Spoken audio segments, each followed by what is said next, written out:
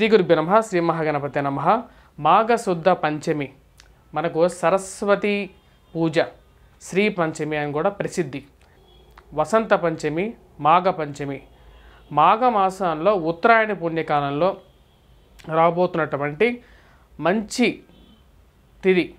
ఈ యొక్క తిథిలో అక్షరాభ్యాసానికి అనుకూలమైనటువంటి సమయం అనేది కూడా ఉందన్నమాట. అక్షరాభ్యాసానికి సరస్వతీదేవిని ఎందుకు పూజించాలి అంటే, సరస్వతీదేవి సాక్షాత్ శ్రీ మహావిష్ణువు సృష్టి. దేవి భాగవతంలో అమ్మవారు 5 రూపాలుగా మనకు కనిపిస్తూ ఉంటారు అని చెప్పడం జరిగింది. ఒకానొక రూపం వచ్చేటప్పటికి సరస్వతి రూపం.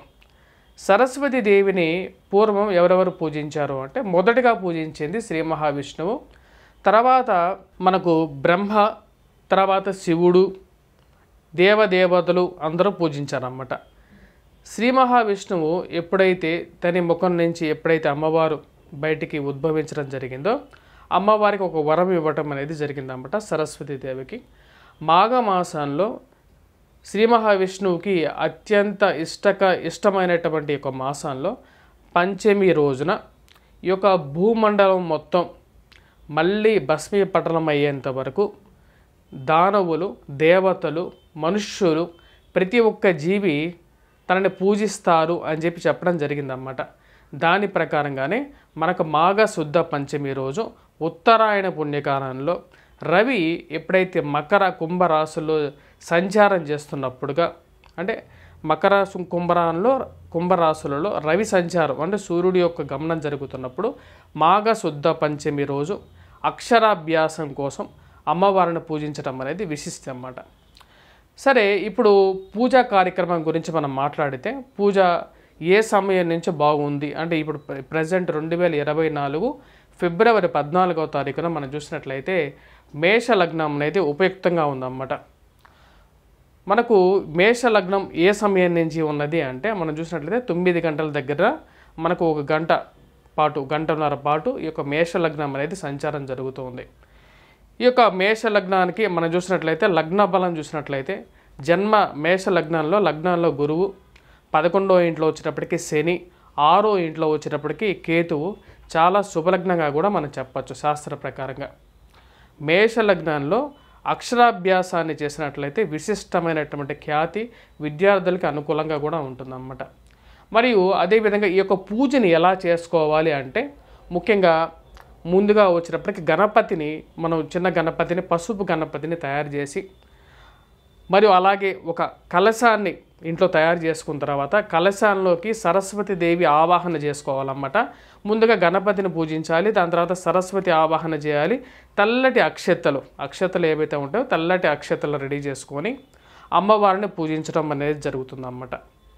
అలాగే అమ్మవారికి ఇష్టమైనటువంటి తెల్లటి పదార్థాలు ఏవైతే ఉన్నాయో, తెల్లటితో చేసినటువంటి దద్దోజనం కానీ, అమ్మవారికి పాలతో చేసినటువంటి ఏదైనా ఒక స్వీట్ తీపి పదార్థం కానీ చేసి పెట్టచ్చు. చక్కెరని కానీ, బెల్లం కానీ, మరియు అదేవిధంగా చెరుకుని కానీ అమ్మవారికి ఇష్టకరమైనటువంటి ప్రీతికరమైనటువంటి పదార్థాలు అన్నమాట. మరియు అలాగే తెల్లటి పూలతో కూడా అమ్మవారిని పూజించినట్లయితే విశిష్టమైనటువంటి ఖ్యాతి పొందగలుగుతారు. విద్యార్థులకి చాలా అనుకూలంగా ఉంటుందన్నమాట.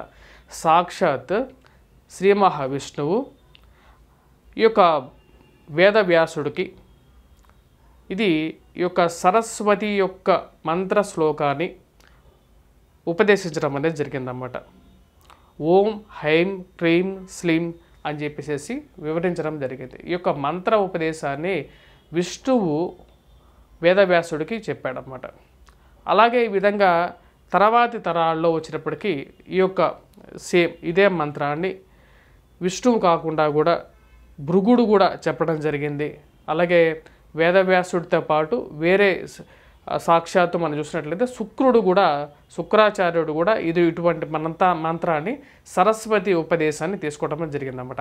సరస్వతి ఉపదేశం అనేది, మంత్ర ఉపదేశం అనేది ఎంత గొప్పదంటే, సరస్వతి ఉపదేశాన్ని ఎవరైతే తీసుకుంటారో వారు ఎంత మూర్ఖులైనా సరే వారి యొక్క మనస్సు మూర్ఖత్వం నుంచి మంచితనం వైపు మారటం అనేది జరుగుతుందన్నమాట. సరస్వతీదేవి శాంతరూపిణి, బ్రహ్మ యొక్క పత్రి, బ్రహ్మతో కలిసి ఉండేటువంటి అమ్మవారు అన్నమాట. అమ్మవారిని పూజించినట్లయితే ఈ యొక్క వసంత పంచమి రోజు చాలా శుభదినం. అందరూ విద్యార్థులు ఎవరైతే అక్షరాభ్యాసాన్ని మొదటగా స్వీకరించాలనుకుంటున్నారో వారికి చాలా శుభదినం అన్నమాట. వారితో పాటు ముందుగానే విద్యని ఎవరైతే చేస్తున్నారో విద్యార్థులు ఎవరైతే ఉన్నారో వారు కూడా ఈ యొక్క రోజున తీర్థ ప్రసాదాలు తీసుకొని గుడికి వెళ్ళి ముందుగా ఇంట్లో కులదేవతను పూజించిన తర్వాత దాని తర్వాత వెళ్ళాలన్నమాట. ఎప్పుడైనా ఇంట్లో కులదేవత అనేది ముఖ్యం. కులదేవతతో పాటు సరస్వతీదేవిని కూడా పూజించినట్లయితే మంచి విద్యాభ్యాసం అనేది పొందగలుగుతారు.